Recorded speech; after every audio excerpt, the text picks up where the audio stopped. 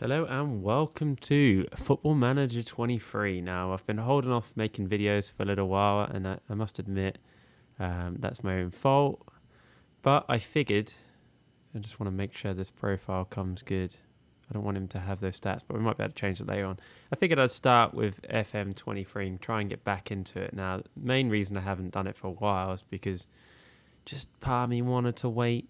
Part of me didn't have the motivation. Now I'm back with a vengeance now. We're going to do a beta save and then we'll get cracked with a full save when the full game comes out. Now, a beta save, it took me a long while to come up with an idea, but I figured because it was only going to be a short-term save, we'd probably go with Nottingham Forest simply because they've had quite an interesting summer, and when the season started, they've had an interesting start to the season where it hasn't necessarily gone their way. Now, obviously, in the first video, it's going to be a lot of just kind of going through the new mode, if you like. I mean, what I will try and do in this beta is go through kind of the new functions, if you like, or the new things that have been added to the game, and we'll do that in a kind of organic way, if you like, where we won't try and I won't shove it down your face, but we'll go through it together. And one of those, I think, comes up pretty quickly, actually, but we'll see. We're just going to save. Yeah, my other beta save on Wrexham, by the way.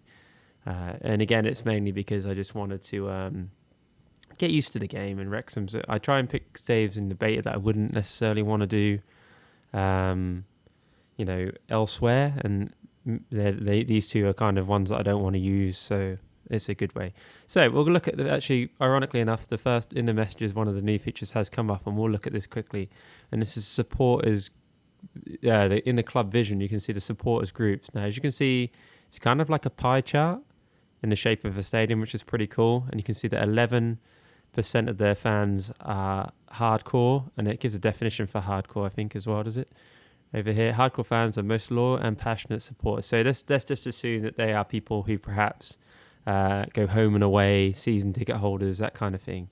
And then you got core, which represents the average football fan. So the average football fan, I'd class myself as maybe a core Norwich fan, as it were. I had a season ticket before I moved to Canada. Now I watch every game online.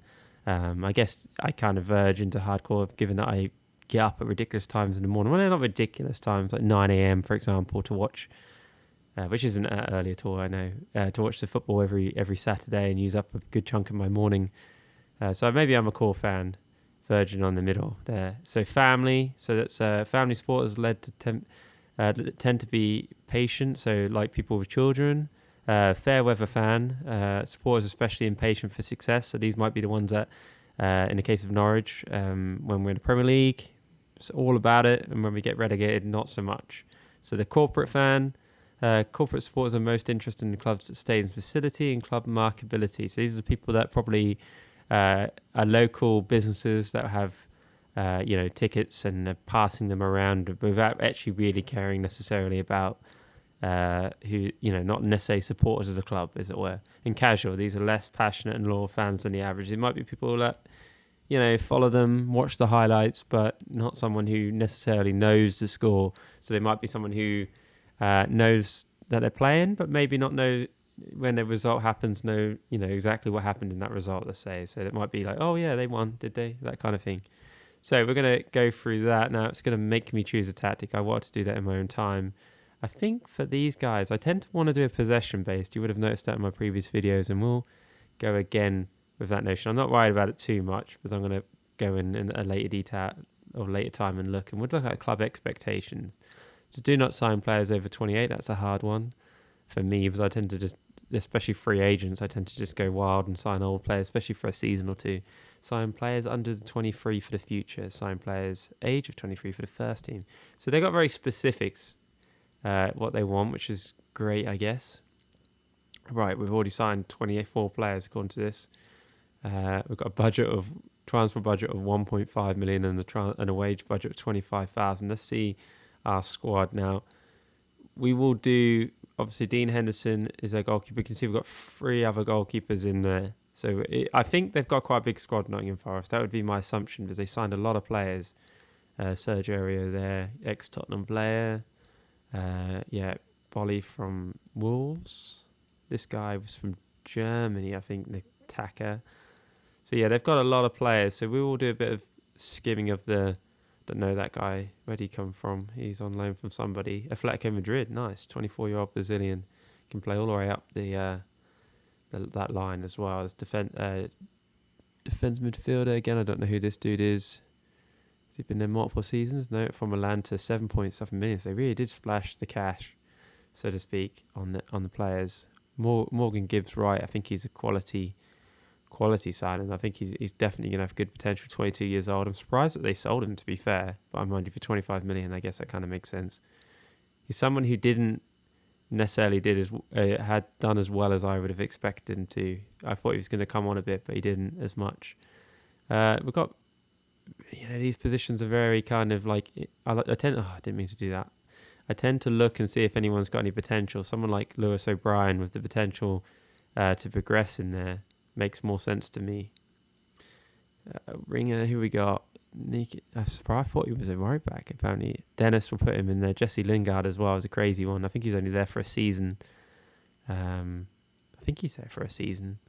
Yeah, he is. Yeah, £100,000 a week. Hey, and they got that big, lanky striker who's a quality player. I think personally, I'm going to have him press. And I usually use pressing forward has been a kind of a regular thing.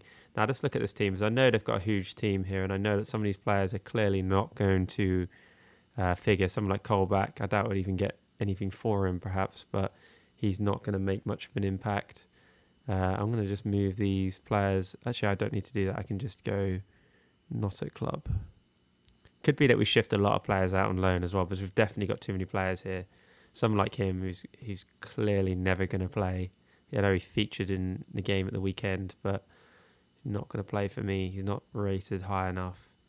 Someone like him as well. Again, someone else who's not. I think Nottingham Forest, my understanding of where they came kind of from nowhere to an extent to get promoted last season. That's certainly the impression I've got. We will definitely try and get rid of quite a few of these players. So it could be a save.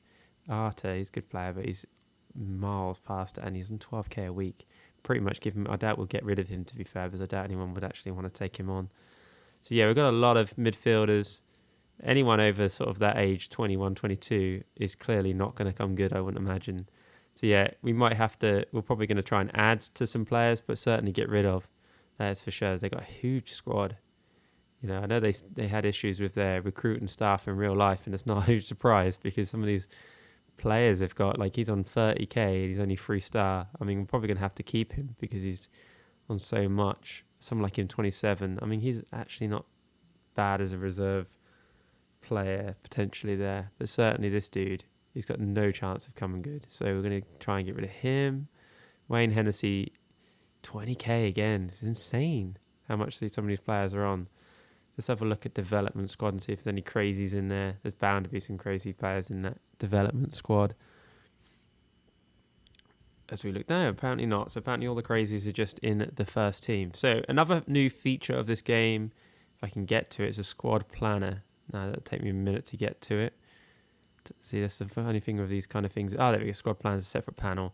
So you can see, like, it's giving you the option to choose from next season, after this season, and then you rank in the players. So someone like Wayne Hennessy, I would have given that guy Jordan Smith a second place in there, just because I don't want to sell him per se. And then the same here, like, you've got this dude, and then you can see that these players here are quite clearly players that are going to want to go, or you're going to want to sell. It's a bit interesting when you've got like a central midfielder, because you've got two sides to look at that to an extent. So you've got, that does lead a little bit misleading perhaps, but certainly you can see that Omar Richards, an American guy, I think he's got a good rating. He definitely is probably, if not, I would have said he was second choice in there personally. And then Harry Toffolo, and then Colback is in there. And then you look back here again, you can see these players. So realistically, not a lot of these players are going to stay in there. Now, the interesting thing for me, the way I tend to look at this, is that we can filter in. I think we can filter in. They've already put the under 21s in there. As you start to build up and you get new gens, this could be quite useful, I think, because sometimes you have like a 1-star new gem who's got like a potential 5-star. Now, clearly, someone like him is going to be someone you can plan maybe like a season after to come in there. But I think for the first season, it's going to be hard to do that. simply because where do you go with a lot of those players? I mean, I think you can add in transfer players as well, which is kind of cool. I don't know how to do that. Add in senior. I think you can do that. I'm not 100% certain how you do that as yet, but I'm pretty certain you can do that. So yeah, it's pretty cool. I think we're going to cut this relatively short, simply because I want the first episode to be an introduction. So we've got, just trying to think of anything new that I have seen other than what we've gone through already. I know the scouting system is slightly different. You set up your recruitment team and you click there and you choose, like, I don't know why it's saying Northern Ireland, but you can recruitment focus and so forth. I think I'm going to get rid of that because I don't know why I would necessarily want that. So recruitment focuses, you can create a recruitment focus in there. And for us, I haven't had enough. I think it's probably going to be striker perhaps, but I think that's the most expensive position, so it's going to struggle. But yeah, coverage, they've basically changed it to make it seem more realistic. They've, scout and range in terms of, like, if we can go back to there again, the coverage opposed to package, because people don't buy packages in real life. It's just not a thing. They're scout and ranges rather than, it's basically the same idea but presented slightly differently, because you don't go, Norwich aren't going to go out and buy a package for such and such. They have, scouting and so forth that makes it happen. I think I also read somewhere that they're going to try and decrease the amount of stuff that appears in the inbox, which would be interesting to see how that plays out. And I think certainly on my Wrexham save, although much lower, so I'm not getting as many of these, they kind of players built up in here, for example, and you could see them. And also your sort of scouting idea built, say, look, you were scouting a striker, that stayed in there and it told you how many people they were scouting and so forth. Yeah, so I think I'm going to end this episode here. If you like this video, please like and subscribe. I've got some really good ideas for Football Manager 23, and I'm actually going to keep making the videos this time. I know it's been a bit of a stop-start kind of approach, but this is certainly the way we're going to keep going with this. So if you like this video, please like and subscribe. Thank you for watching. You've been watching Mr. Caro. Goodbye.